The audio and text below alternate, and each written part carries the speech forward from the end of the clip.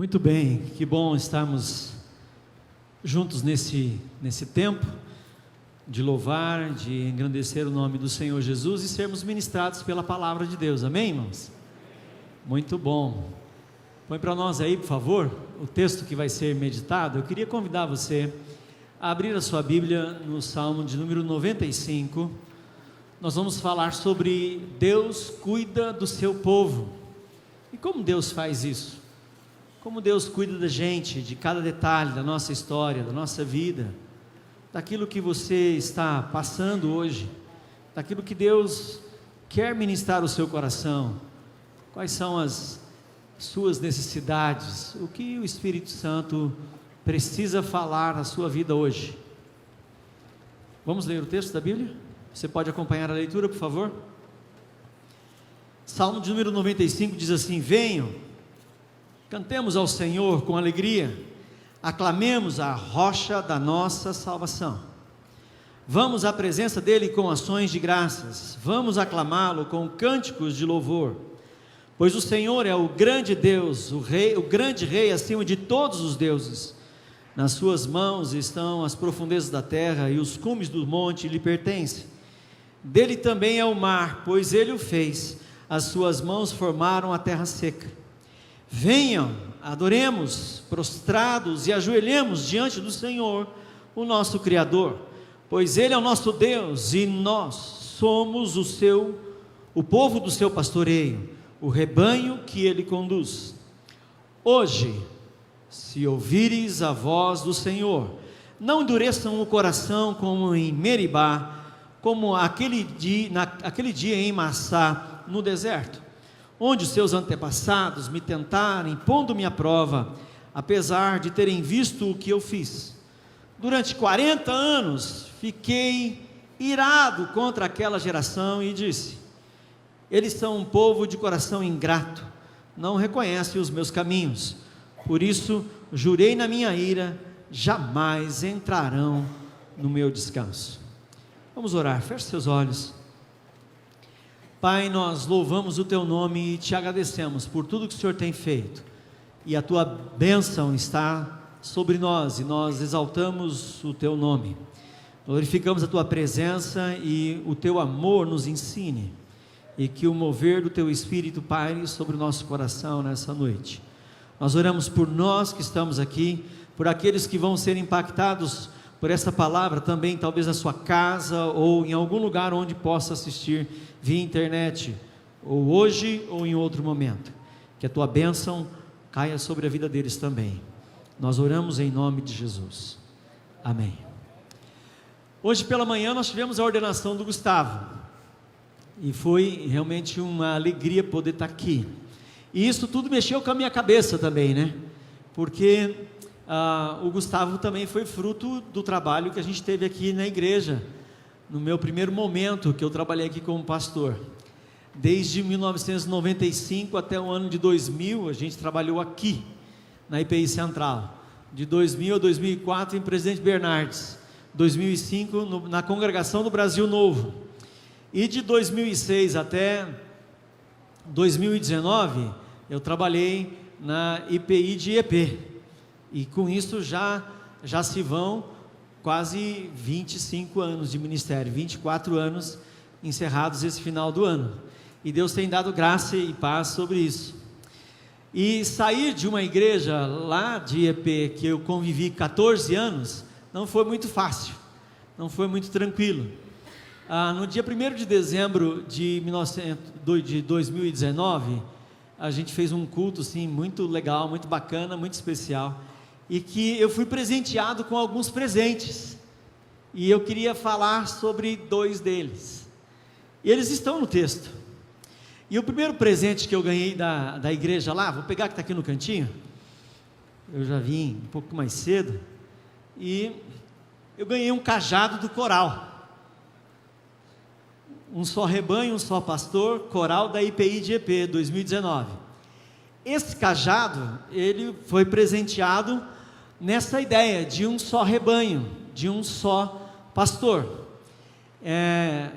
e naquele momento ali, o pessoal do coral, na pessoa da sua dirigente, A Lilian, ela me disse assim: olha, por conta do seu trabalho pastoral, que sempre arrebanhou gente e nunca dispensou gente, sempre trouxe mais para perto pessoas, e eu fiquei muito feliz com isso, porque não foi eu que fiz, foi um fruto de um reconhecimento do trabalho, daquilo que Deus nos deu.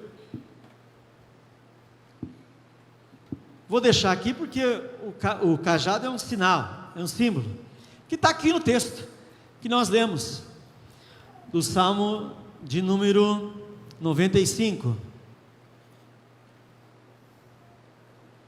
eu estou puxando de lá atrás para frente, não é?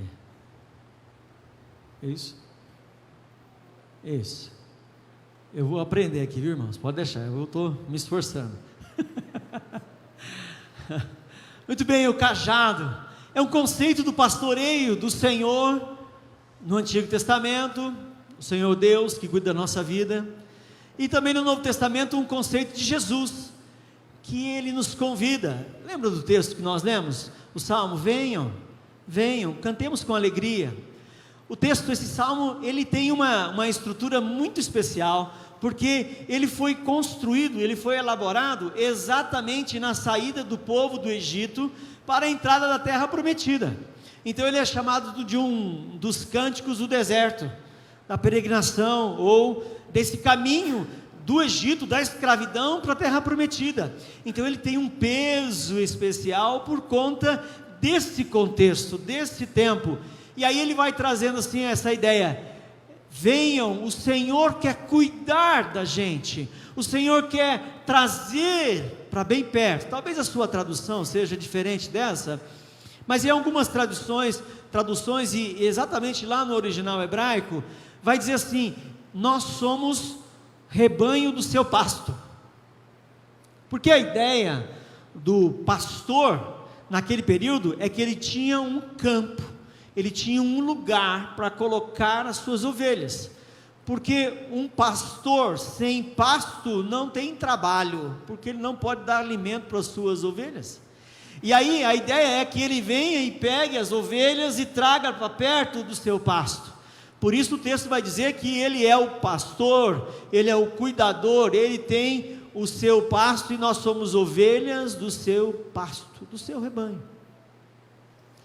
O apóstolo Paulo, em Colossenses capítulo 1, verso 13, diz exatamente isso: ele nos transportou do império das trevas para o reino do Filho do seu amor, no qual temos a certeza da salvação em Cristo Jesus.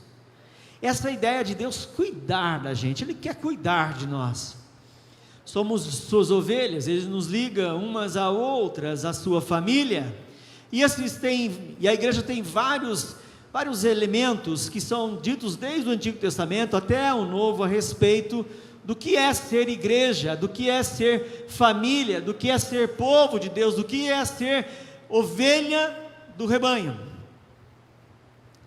Mas há algumas coisas que eu e você precisamos entender. Isso nos traz paz, tira do nosso coração aquela ansiedade que nós temos, que nós vivemos, porque como pertencemos ao Senhor, Ele nos diz que nós somos dele. O livro de Apocalipse, capítulo 1, fala que Jesus está lá no meio dos candeeiros. Há um semelhante ao Filho do Homem que passeia no meio dos candeeiros. Esse é o Senhor Jesus. A igreja é dele, somos dele, fomos comprados por ele, ele pagou o preço. Temos uma identidade, nós não somos mais aí peregrinos, né? Lembra do hino antigo? Peregrinando por sobre os montes, é isso aí, é gente assim, estamos aqui de passagem, nós não estamos mais enraizados, amarrados, apegados a essa história, temos uma identidade, temos um destino, nosso lugar não é aqui, nosso lugar é estarmos juntos com o Senhor. João capítulo 15, ele vai nos dar uma direção muito especial, capítulo 14, 15 e 16, ele vai falar: olha, eu vou para junto do Pai, vou preparar-vos lugar, para que onde você esteja, onde eu esteja, você esteja comigo também. Então essas questões que mexem com a nossa cabeça sobre de quem nós somos, qual é a nossa identidade, qual é o nosso destino, tem paz no nosso coração, porque pertencemos ao Senhor, somos ovelhas do seu pasto e temos um destino final. O que Deus quer fazer conosco? Ele quer cuidar, estamos sob os seus cuidados, e hoje Deus usa a igreja, Deus usou o povo de Israel, para poder trazer uma direção, uma palavra, uma orientação. Hoje Ele usa a igreja, estamos sob os seus cuidados. Os dons espirituais que você recebeu, que eu recebi, são para ministração mútua, para cura, para restauração. Ele quer usar a minha vida e quer usar a sua. Nós já passamos daquele modelo do Antigo Testamento, que tinha o grande Moisés, que era só ele que falava. Nós vamos ver depois um outro texto, que fala sobre isso. Hoje a Bíblia fala que nós somos sacerdotes, estamos ligados, o Espírito gera unidade. Eu não tenho um espírito maior na minha vida do que há na sua vida, não há um espírito maior em você do que habita em mim. O texto de Efésios diz que nós temos o mesmo espírito. 1 Coríntios capítulo 12 diz que o espírito que dá para você os dons é o mesmo que dá para mim. Então somos iguais, somos um, somos ministradores uns dos outros, e isso é extremamente importante. Deus usa a igreja para nos ajudar a livrarmos dos padrões negativos. Eu não sei quanto a você, mas a minha família tem uns negocinhos meio complicados. Eu costumo dizer que a gente tem algumas esquisitices que são mais esquisitas que as esquisitices dos outros. Eu não sei se faz sentido isso para você, mas a minha tem algumas esquisitices. Então quando a gente chega para Jesus, a gente chega cheio de esquisitice. Por isso que você gosta de uma coisa e o outro gosta de outra. Por isso que você se acostuma com um negócio bem facilmente e outro você demora. Por exemplo, falar palavrão era um negócio comum, normal. Sabe aqueles negócios que a gente sortava assim? Pronto, falou. Era normal isso, porque estava acostumado, todo mundo falava, todo mundo dizia, era a mesma coisa. E eu via isso na escola, eu via isso fora da escola, eu via em casa, e pronto, está lá falando. Aí quando a gente vem para Jesus, a gente ouve um palavrão, parece que dói o ouvido, né? Que isso? Está acontecendo, né? Mas por quê? Porque alguma coisa começou a mudar na nossa vida, alguma coisa começou a ser transformada, e Deus usa a igreja exatamente para isso, para nos tirar dos padrões negativos, para os padrões que são destrutivos, para os padrões que são complicados. Contar mentira, imagine, gente, contar mentira. Eu era especialista em contar mentira. Por quê? Porque era pobre, feio e morava longe, entendeu?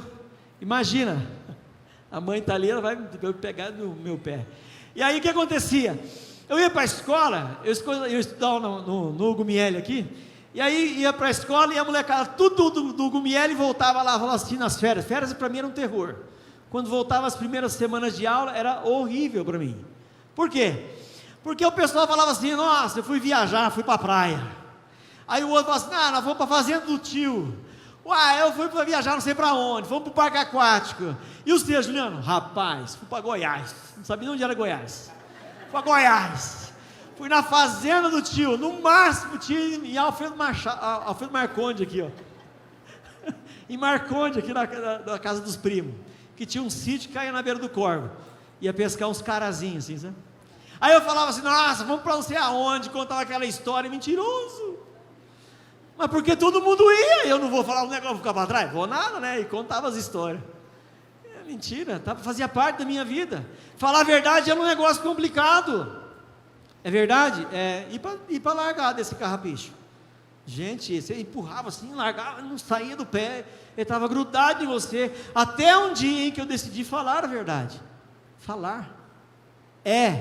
Não é, mas é mais ou menos. Não é mais ou menos não tem. A Bíblia diz que seja seu sim, sim, Se eu não, pronto. Mas é difícil mesmo. Livrar dos carrapichos é complicado. Eu tive uns discipuladores quando eu cheguei aqui na igreja. E um chegava para mim e falava assim: ô seu moço, senta aqui. Aí era o seu Bolivar. A gente sentava lá e ele falava assim: então, você acha que é fácil ser homem? Olha só que conversa do homem. Você acha que é fácil ser homem? Eu falei: não, foi por quê? Porque você está vendendo seguro, eu vendia seguro. Também ele falou assim: então, você não pode mentir para os cabras. Não é fácil ser homem. Eu falei: eita pega, onde eu fui cair, né? Aí, Deus vai cuidando da gente, vai tirando as coisas, vai colocando gente boa perto de você.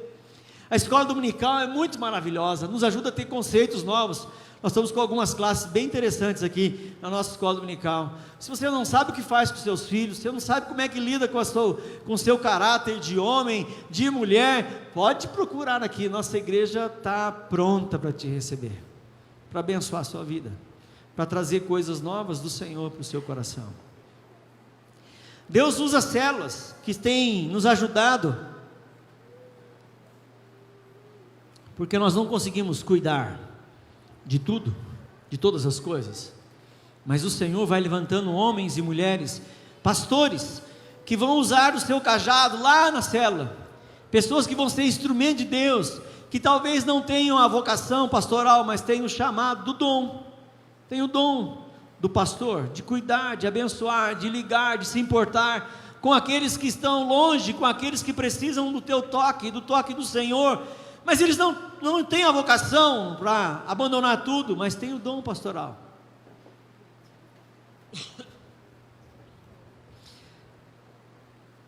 Nós temos um conceito que Deus cuida da gente, nos traz uma nova visão do futuro. Eu fui confrontado com isso quando eu cheguei para essa igreja. A pergunta para mim que sempre fizeram é: o que você quer ser? O que Deus quer fazer com você? Qual é o plano dele? Deus tem um propósito na sua vida. Eu sempre ouvi isso. E a pergunta é assim: mas que negócio é de propósito? Que conversa furada é essa? Não é uma conversa furada, é sério, porque são os planos do Senhor para a sua vida, para a sua história. Foi maravilhoso isso para a minha vida. E aí eu não posso pegar e falar assim, simplesmente foi muito bom para mim, eu vou ficar quietinho aqui e está tudo bem. E agora, ó que maravilha, só eu? Não. E a próxima geração?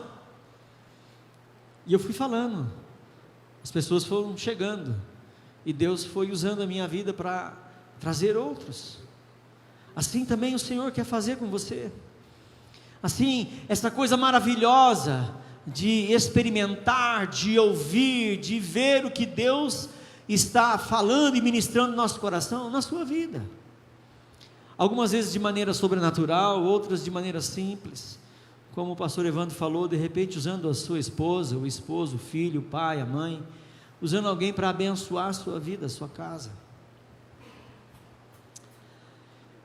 O Salmo 23, que a gente conhece bem, ele diz assim: Ele quer nos levar, Ele nos leva para águas de descanso, para águas tranquilas, certo? Amém, irmãos? O Senhor leva a gente, mas a pergunta que eu tenho para você é: onde você deseja ir? Você já fez essa pergunta para você? Onde você quer que o Senhor te leve? Aí talvez você bem crente diga assim: aonde o Senhor quiser me levar. Eu vou fazer outra pergunta para você, que está aqui. Você permite que o Senhor te leve? Porque tem hora que Ele quer mexer com você, e a gente fala assim: não quero! E a gente briga com Deus, e Deus está dando uma torcidinha na gente, a gente fala assim: Senhor, está amarrado todo demônio que está vindo contra a minha vida. Não tem nada de demônio, é só Jesus cuidando da sua vida. Você vai deixar? Você sabe aonde você quer ir?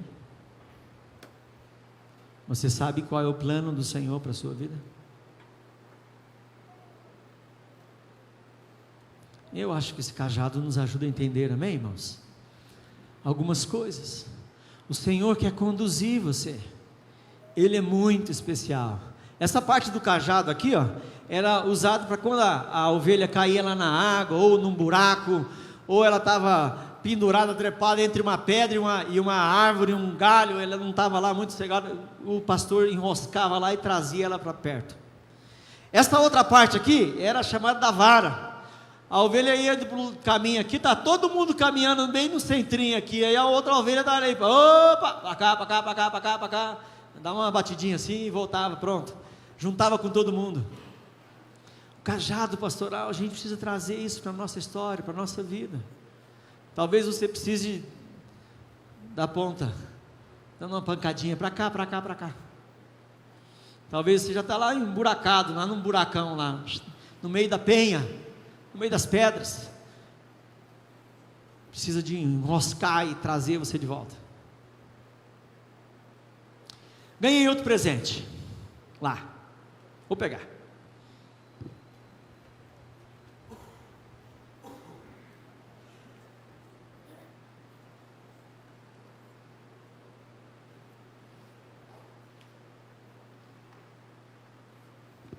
Esse veio embrulhadinho assim, quando eu ganhei eu nem fiquei muito bem sabido.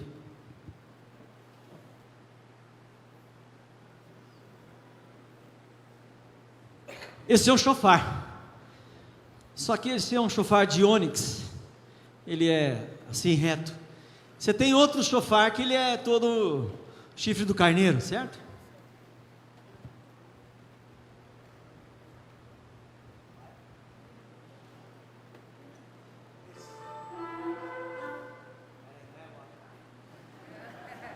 Estou tentando. Chofar. Chofar eu ganhei de duas irmãs da igreja lá, que me entregaram isso e disseram assim: eu queria agradecer ao senhor, porque nesses anos que o senhor esteve aqui, o senhor nos avisou muitas vezes de batalhas espirituais, de lutas, foram um instrumento de bênção para a minha vida. E muitas vezes eu fiquei alertada porque o Senhor fez isso. E agora você está duvidando que eu vou tocar o chofar, certo? Olha o zoinho, já está brilhando, Evandro.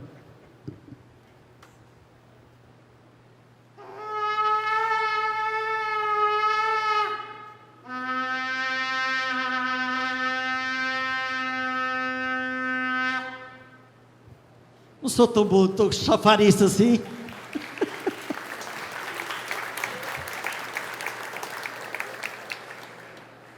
Chofar, esse negócio de trombeta, corneta, na Bíblia vai dizer lá, rebate, buzina, instrumento musical sonoro usado nos atos litúrgicos e também militares.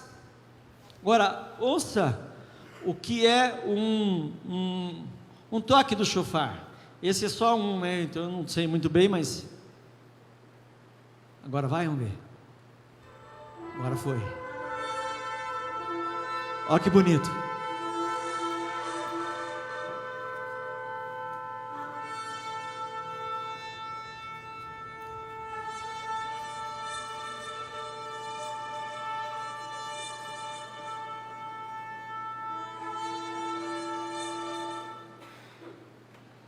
Vê, são vários desses, né? Então tem vários tamanhos, comprimentos. Esse é dessa forma, mas são vários. Mas ô Juliano, onde é que está o chofar aí nessa história aí? Ele não está dito aqui, mas ele está dentro de um contexto. Quando Deus toca o chofar, quando Ele manda falar e anunciar o toque do chofar, Ele vai dizer que tem alguma coisa que vai acontecer muito séria, muito grande. O texto do Salmo 95, ele cita duas situações que ocorreram no mesmo lugar, que é o verso 7 e 8, pois Ele é o nosso Deus e somos o seu povo, o povo do seu pastoreio, o rebanho que Ele conduz. Hoje, se vocês ouvirem a voz, não endureçam o coração como em Meribá, como aquele dia em Massá no deserto. Que é isso? Massá e Meribá. Vai lá para o texto de Êxodo, por favor. Abra sua Bíblia no livro de Êxodo, capítulo 17, verso 7. Êxodo capítulo 17, verso de número 7. Você vai entender o que é o Massá e Meribá. É um lugar chamado Refidim. onde o povo de Israel, saindo do Egito, caminham por 3 meses, e eles chegam àquele lugar ali, e aí agora eles estão lá, e há uma rebelião se formando, há uma conversa contra a autoridade espiritual de Moisés, há um burburinho sendo falado, dito e reclamado, porque agora eles estão no meio do deserto, num lugar onde não existe água. E aí as pessoas começam a reclamar: ah, mas não tem água aqui, não tem água aqui. Moisés, você nos tirou do Egito para que a gente morra aqui, não tem água. E começaram a se rebelar. A situação ficou tão séria, tão grave, tão angustiante, que o Moisés vai orar, vai para Deus. E quando ele vai para Deus, a palavra dele é: Deus, eles estão a ponto de me apedrejar. Imagina isso aí, querer apedrejar o pastor, o líder que tirou eles da escravidão, que trouxe eles para um tempo novo. Êxodo capítulo 17, verso 7 diz assim: e chamou aquele lugar de Massá e Meribá, porque ali os israelitas reclamaram e puseram o Senhor à prova, dizendo: o Senhor está entre nós ou não?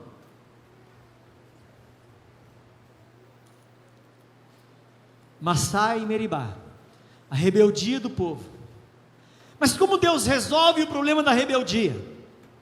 Aí você vai ter que virar a sua página, 2 páginas da sua Bíblia, sair do capítulo 17, passar pelo 18, que tem a ver com o conselho de Jetro para Moisés, e vai chegar no capítulo 19. Eu quero que você fique aí com a sua Bíblia aberta em Êxodo capítulo 19.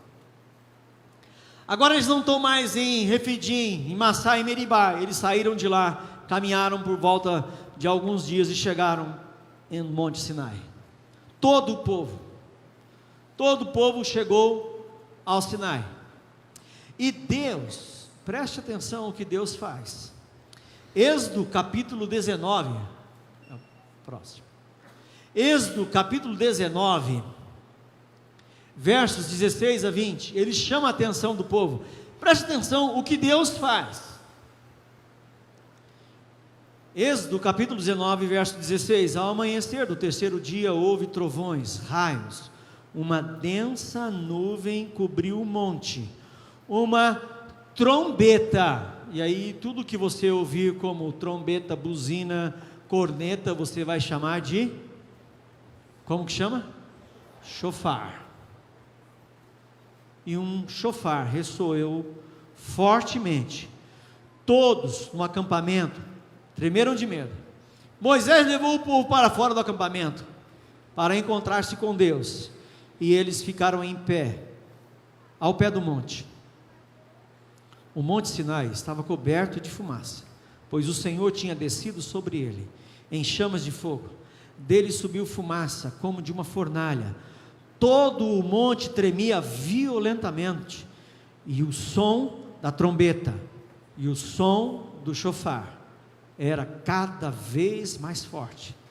Então Moisés falou, e a voz de Deus lhe respondeu: o Senhor desceu ao topo do monte Sinai e chamou Moisés para o alto do monte. Moisés subiu. Preste atenção aqui, por favor. Deus vai tocar o shofar. Isso é, o céu tocou o shofar. Não tem ninguém que foi tocar esse shofar. O shofar não foi dado por Moisés tocar. O céu tocou o shofar. Aí a gente pode saber que eu e você ficamos tranquilos com isso, porque o Apocalipse já revelou esse problema para nós. Os anjos tocaram as trombetas. Os anjos foram lá e mandaram bala no shofar. Você imagina, a gente ouviu um pedacinho disso. Você imagina aquele monte tremendo, e aquele barulho, aquele som que veio e mexia com o coração e com o interior das pessoas, anunciando a obra do Senhor na vida das pessoas. É um sinal de alerta, advertência de algo muito importante está para ser dito. Anuncia a verdade de Deus. Toda vez que o shofar é tocado, há algo que está acontecendo. No meio das guerras havia o toque do shofar. porque alguma coisa importante estava vindo, os inimigos estavam vindo. Em algum momento o chofar era tocado, porque Deus queria falar com o povo.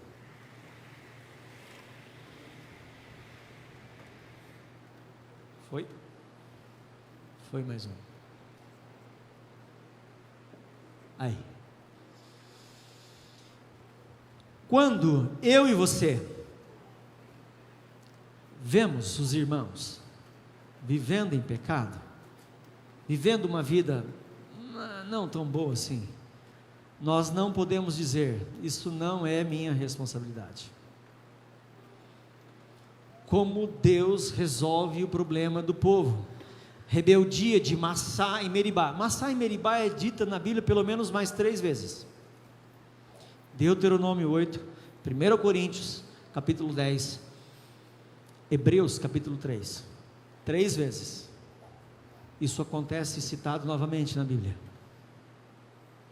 É algo importante, é algo que Deus quer falar, é algo que Deus está anunciando, é algo que Deus está dizendo assim: se hoje você ouvir a voz do Senhor, não endureçais o vosso coração, como foi no dia da provação, em Massá e em Meribá. Não façam isso. Como Deus conserta essa história? Se você que gosta de estudar a Bíblia, sabe que tem em Êxodo 20. O que tem em Êxodo 20? O que tem em Êxodo 20? Os 10 mandamentos. Os 10 mandamentos vêm como resposta do Senhor para a rebeldia. Qual é a resposta do Senhor para os problemas que Ele tem com o seu povo? A palavra dEle, o cumprimento, o andar nos caminhos do Senhor. Então, quando o povo de Deus, que pertence ao Senhor, que é a ovelha do seu pasto, começa a se desviar, é extremamente importante que nós toquemos o chofar. E é por isso que os pastores estão aqui pregando. E é por isso que na célula, quando a gente partilha, a gente também traz esse tocar do chofar. Quando vemos irmãos e irmãs em Cristo vivendo na murmuração, desejando pôr o Senhor à prova, revoltados com as lideranças, em rebeldia e tantos outros pecados, devemos, em nome do Senhor Jesus, tocar o chofar sobre a vida desse irmão. Amém, irmãos? Não é só a nossa responsabilidade, não é só do pastor, é minha e sua. Você conhece a palavra. A Bíblia diz que se você vir o teu irmão pecar, se teu irmão pecar contra você, vai lá conversar com ele, vai lá, se acerta. Mateus capítulo 18. Se você ver o teu irmão caminhando lá, a passos largos para a beira do precipício, não diga assim: o problema é dele, ele que se vire. Não, somos parte do corpo, pertencemos ao mesmo pasto, temos que ser instrumento da graça.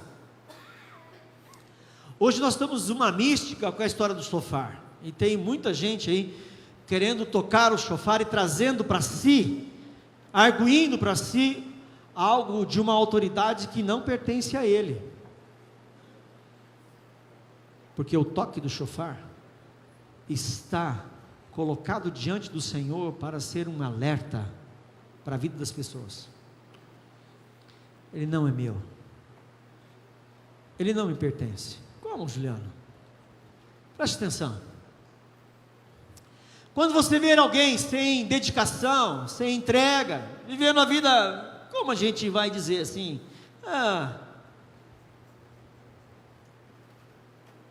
meio assim, sem muito preocupação, você precisa avisar o fulano. Êxodo capítulo 19, versos 5 e 6, diz assim: olha que palavra Deus dá para Moisés e dá para o povo. Agora, se me obedecerem fielmente e guardarem a minha aliança, vocês serão o meu tesouro pessoal dentre todas as nações. Embora toda a terra seja minha, vocês serão para mim um reino de sacerdotes e uma nação santa. Essas são as palavras que você dirá aos israelitas. Esse texto é exatamente igual com 1 Pedro capítulo 2, versos 9 e 10. Vós, porém, sois nação santa, povo de propriedade exclusiva de Deus, a fim de proclamardes as virtudes daquele que vos chamou das trevas para a sua maravilhosa luz. Antes vós não erais povo de Deus, agora sois povo de Deus. Deus nos chamou, somos uma nação de sacerdote, temos o direito de empunhar o chofar.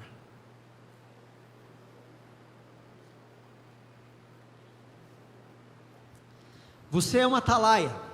Atalaia é o nome do Antigo Testamento que é dado para o tocador do chofar. Ele estava lá em pé, lá no monte, bem distante da cidade, olhando para ver se o inimigo vinha. E se o inimigo viesse, ele ia fazer o quê?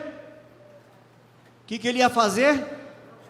Tocar o chofar, irmão. Claro, porque o inimigo estava vindo. A tradução da NVI diz que ele é o sentinela, o que toca o chofar. Aí. Ezequiel, capítulo 33, verso 3 e 4. Alguém sabe desse texto? Alguém já trombou com esse texto na Bíblia? Alguém já trombou com esse texto na Bíblia? Amém? Amém? Ezequiel. E ele vira a espada, vindo contra a terra, e tocar a trombeta. Trombeta é?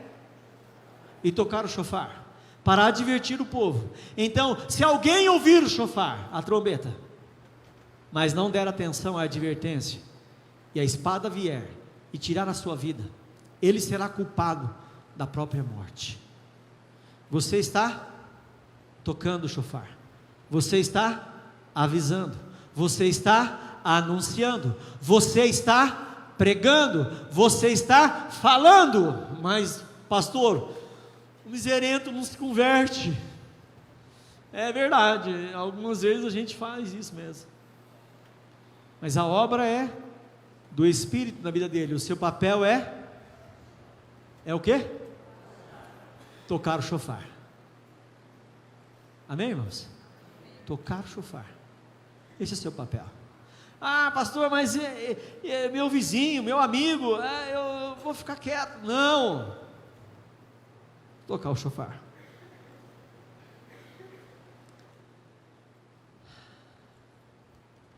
A vida de oração do atalaia, do sentinela. Isso aí que nós estamos falando comigo, né? Eu e você. Eu e você já empunhamos o chofar, certo? Amém, irmãos? Depois, se você quiser ver, eu deixo você ver. Olha, ele diz o carimbinho aqui que foi feito em Israel. Diz, ó, que chique. Diz o carimbinho. Você pode ver, mas ele está sobre a sua vida. Você tem o seu. Amém? O que nós estamos vivendo agora? A vida do atalaia. Quando intercedemos, tocamos o chofar das necessidades do homem a Deus, nos colocamos diante do sagrado e da santidade de Deus. Nos colocamos diante do sagrado, diante da santidade de Deus. Olha o livro de Êxodo, por favor, na sua Bíblia aí. Êxodo, capítulo 19, versos 5 e 6.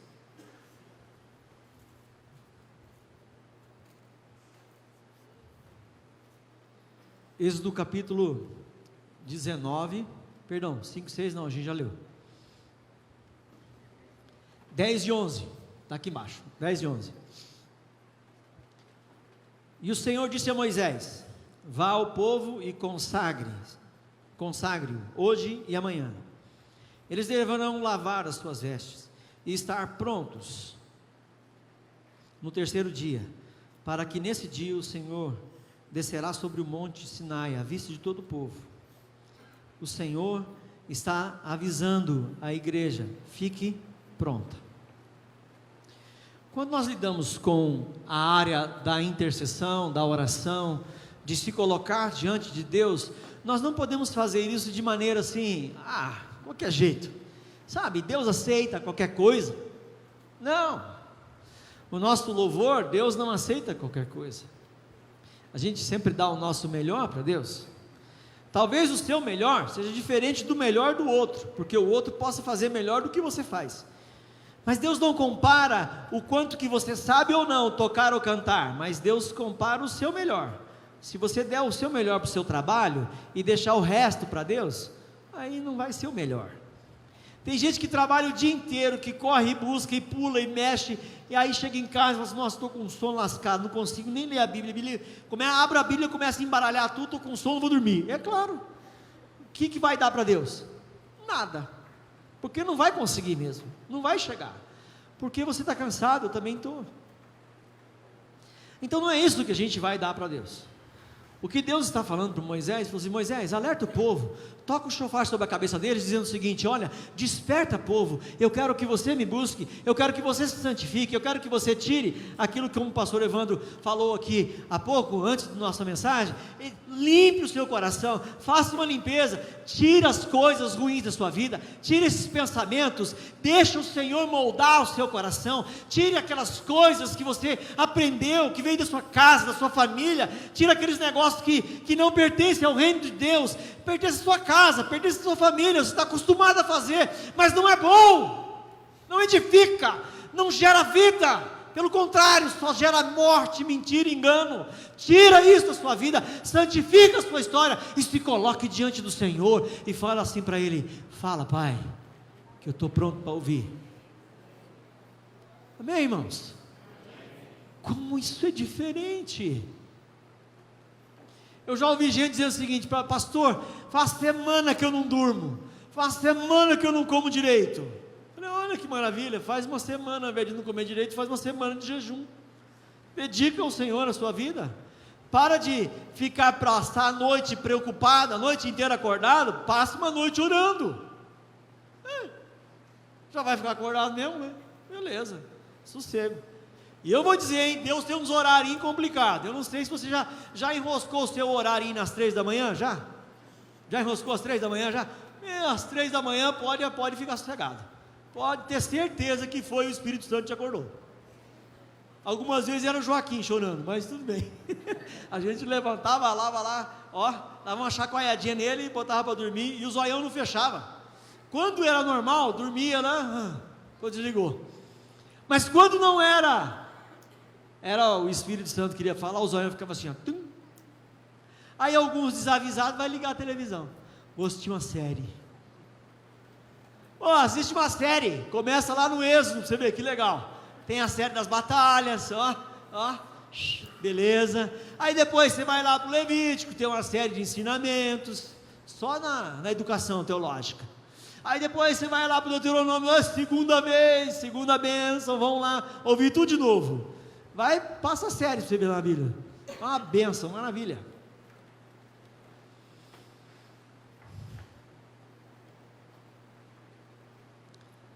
Tem gente chegando diante do Senhor, encharcado de barro, sujo, sem uma limpezinha, nem a básica fez, e querendo agradar a Deus. Dá para agradar a Deus assim, irmãos? Dá para agradar a Deus? Deus recebe você do jeito que está, mas Ele tem prazer em moldar o barro, velho. Deus ama você do jeito que você está, mas Ele tem prazer em amassar o barro e começar a obra de novo. Deus recebe você do jeito que você está, cheio de carrapicho, mas tem prazer em tirar um por um. É igual aquela mãe que ama tirar os piolhos do filho, sabe? Gente do céu, tem gente que ama tirar uns piolinhos. Antigamente era tirar bicho do pé, né? Tinha alguém que botar o pezinho lá para cima, ó.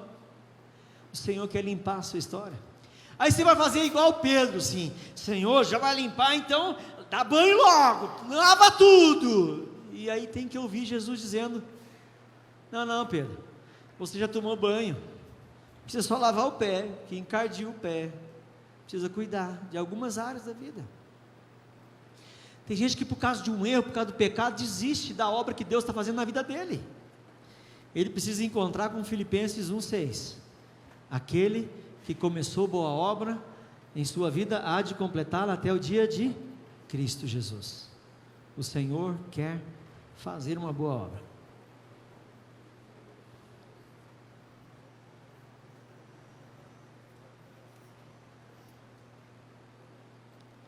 Vida de perseverança. Tocar o chofar não é fácil, viu, gente?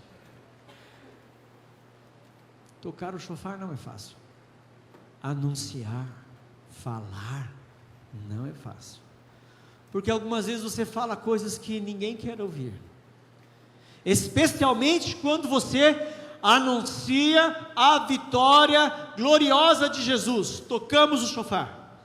Porque o mundo está dizendo assim: acho que Deus não se preocupa com a gente, não. O mundão velho está perdido, né? Tem até moda sertaneja com isso.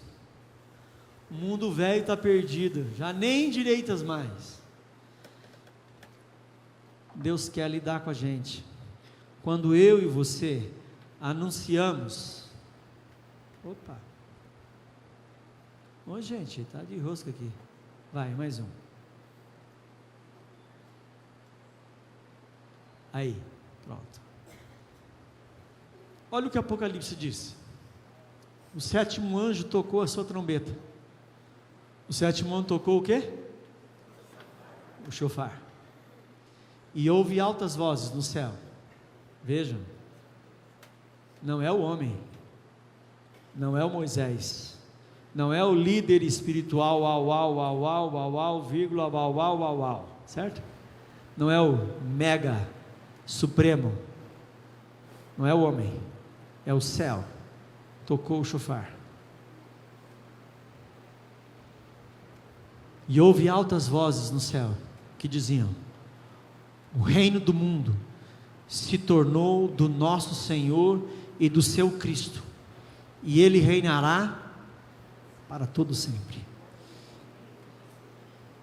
Você tem tocado o shofar ou está dizendo assim: nossa, o mundo velho está perdido mesmo, já nem endireita mais, os filhos de hoje em dia já nem obedecem os pais, né? Você conhece essa música aí? O mundo, irmãos, e tudo que nós estamos vivendo, está vivendo realmente, a Bíblia diz exatamente isso. O mundo jaz no maligno, mas eu e você somos anunciadores do reino, do governo e da direção do Senhor.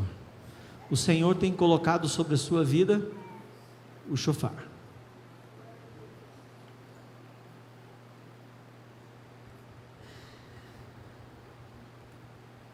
Foi. Temos os dois presentes, quero encerrar: o cajado e o shofar. E eu já agradeci aos irmãos lá de IEP, que me deram isso como reconhecimento desse cuidado. Mas ele também nos ajuda a entender algo para nós hoje. E eu quero desafiar a sua vida em nome de Jesus hoje.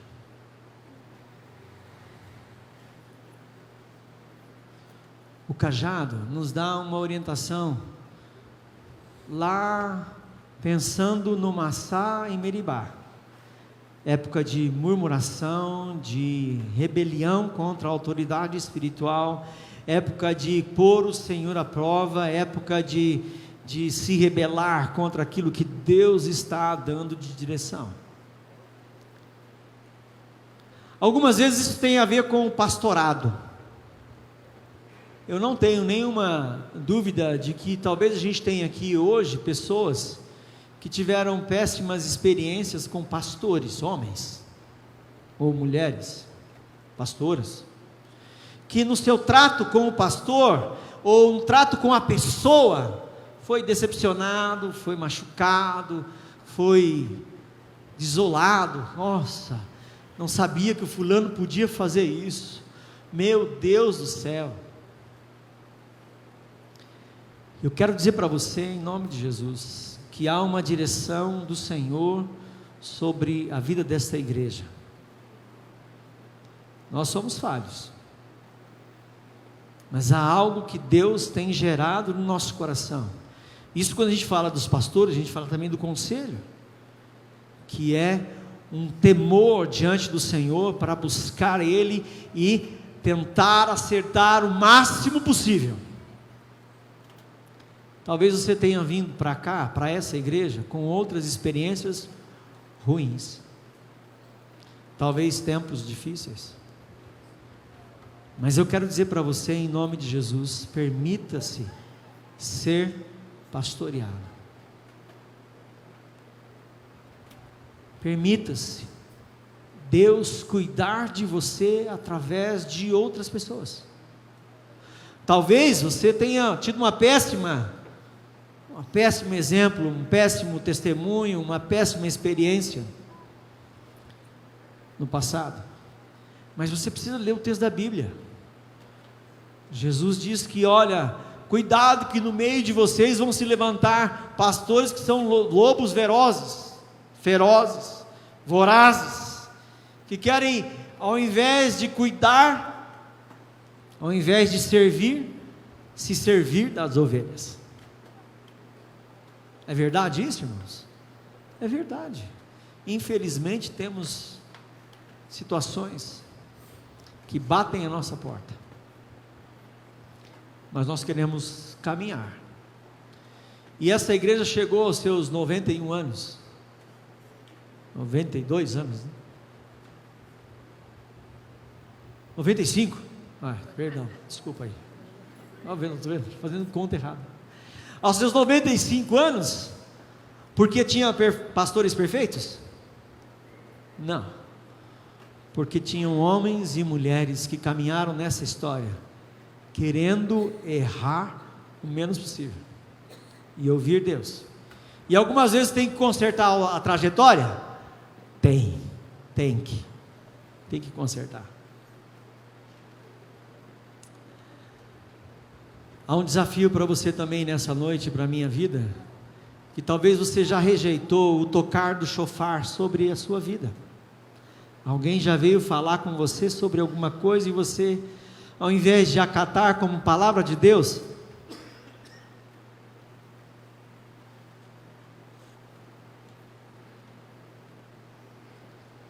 trouxe para você um fechar do seu coração. Fechou o filtro, criou uma muralha, quebrou o muro. Não quero mais conversar. O Senhor quer tocar o chofar sobre a sua vida. O Senhor quer ministrar o meu coração e o céu.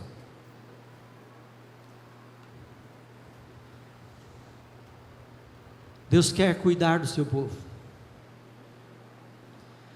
Ele pode usar o pastoreio, Ele pode cuidar de você, se você assim permitir. Ele pode te levar para junto das águas de descanso. Ele pode te levar para um novo nível de envolvimento e de serviço. Ou você pode ficar resistente a essa obra. Porque, como eu já ouvi várias vezes, eu não vou me submeter a homem nenhum, a autoridade nenhuma.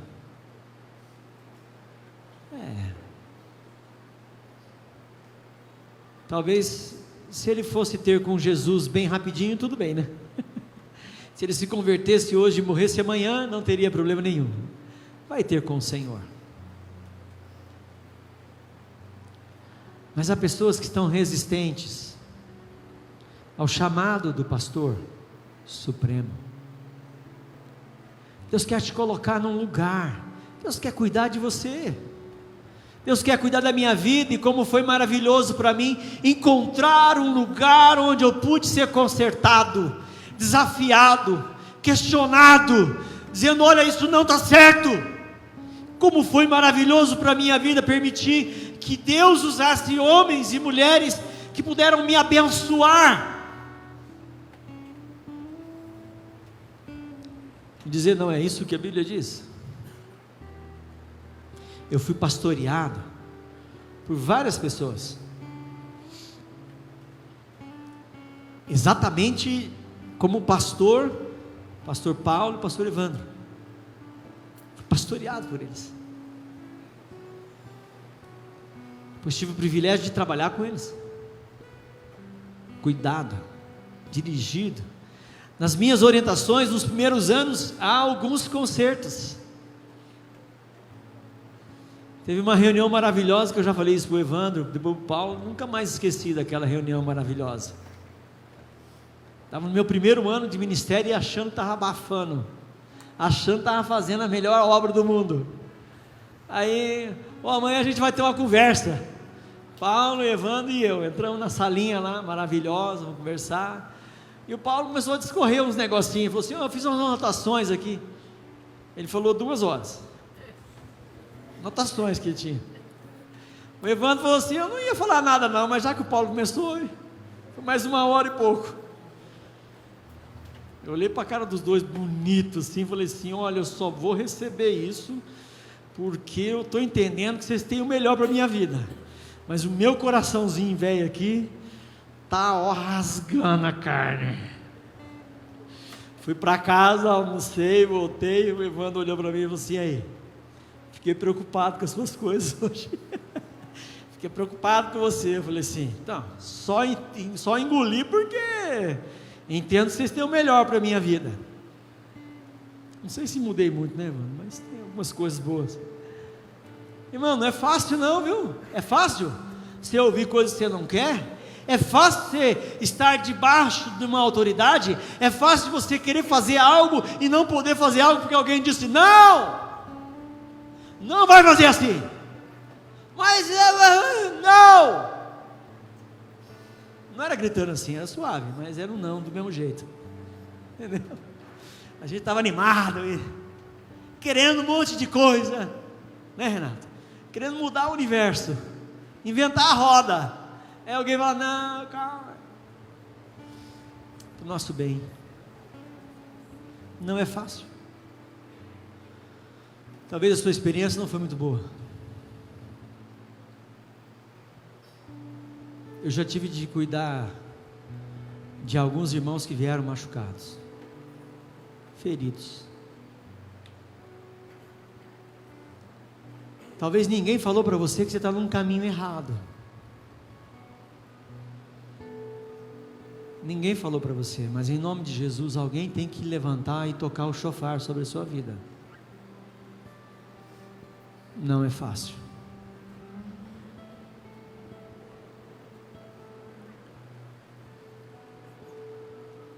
Teve uma música que a gente cantou no acampamento que conta essa história que a gente falou do texto, né? Então me tira o medo.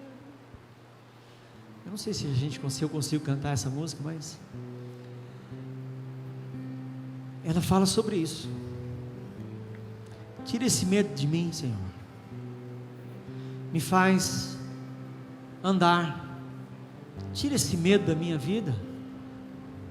Eu não sei se você já passou essa experiência que alguns já tiveram, de Deus trazer uma palavra clara e diga assim: fala para aquele abençoado, fala isso, e a gente engole assim, parece que atravessou aquela palavra. Eu engoli aquela palavra, ao invés de falar, eu engoli, figurei. Já passou isso, irmão? Levanta a mão assim, bem baixinho assim. Eu já vi. A gente engole, a gente não quer falar, porque e agora? Será que é isso? Será que é aquilo? Será? E Deus fala com a gente. Deus quer usar você como chofar, como instrumento de Deus para ser anunciador do seu reino, para alertar o irmão em pecado. Pastor, eu já falei. Então cala. Fala para Deus agora. Amém, irmãos? Aviso para os pais. Fala para Deus, amém, irmãos?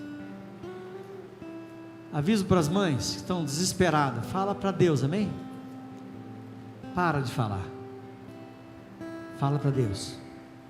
Avisou 1, 2, 3, tá bom já. Fala para Jesus agora. Se limpa. Se apresenta ao Senhor e diz: Deus, eu estou aqui. Quero clamar. Quero orar. Quero buscar a tua presença. Cadê Yasmin? Vai cantar?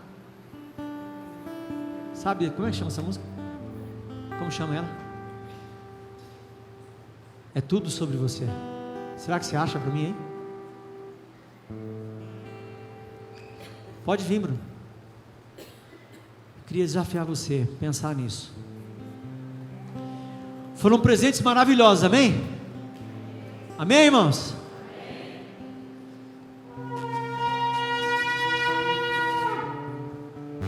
Toca o chofar, pega o cajado, ajuda a pessoa, pastoreia alguém, cuida dela, abençoa a vida dela. Vamos cantar? Feche seus olhos. Quero desafiar você nessa noite a ser ministrado por esse tempo, por essa palavra. Tom, ei.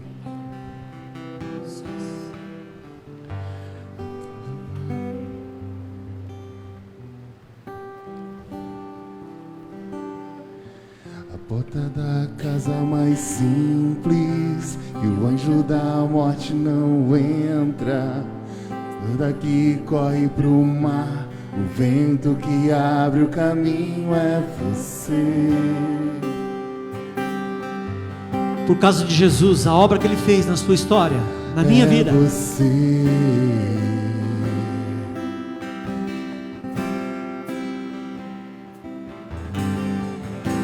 A nuvem que aponta o destino é a mesma que cobre o passado. Quando sacia a fome, a rocha que mata minha sede é você. Vem do Senhor para a nossa vida, o alimento dEle, a água dEle. É você.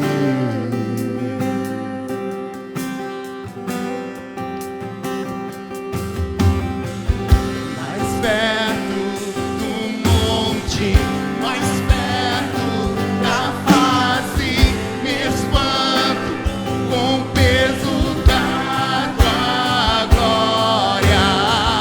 Mais perto da glória, mais perto da morte, o medo quer me parar. Então me tira o medo e me faz de ser Moisés, suba em meu lugar. Tira esse medo, é você, é você. Que a tempestade é você, chuva forte é você, vento forte é você, e o que me faz tremer as pernas, a porta aberta é você, mas a fechada é você, e é tudo sobre você. Eu também vou subir mais perto, mais perto da face, me espanto com o peso da tua glória. Mais perto da morte, mais perto da morte, o medo quer me parar. Então me tira o medo que me faz dizer Moisés, suba em meu lugar, e me faz entender que a tempestade é você, chuva forte é você, vento forte é você, e o que me faz tremer as pernas, a porta aberta é você, mas a fechada é você, e é tudo sobre você. Eu também vou subir. Percebe isso, irmãos? Tira de mim esse medo. Acho que tem medo de gente aqui, acho que tem gente que tem medo de passar uma noite em oração, 2 dias de jejum. Eu não vou orar para quê? Vai que Jesus fala comigo, estou perdido, e aí? Vou ter que sair de onde eu estou para fazer o que Ele quer que eu faça? Eu não estou confortável aqui. É sobre a glória dEle. Ele quer ministrar a nossa vida.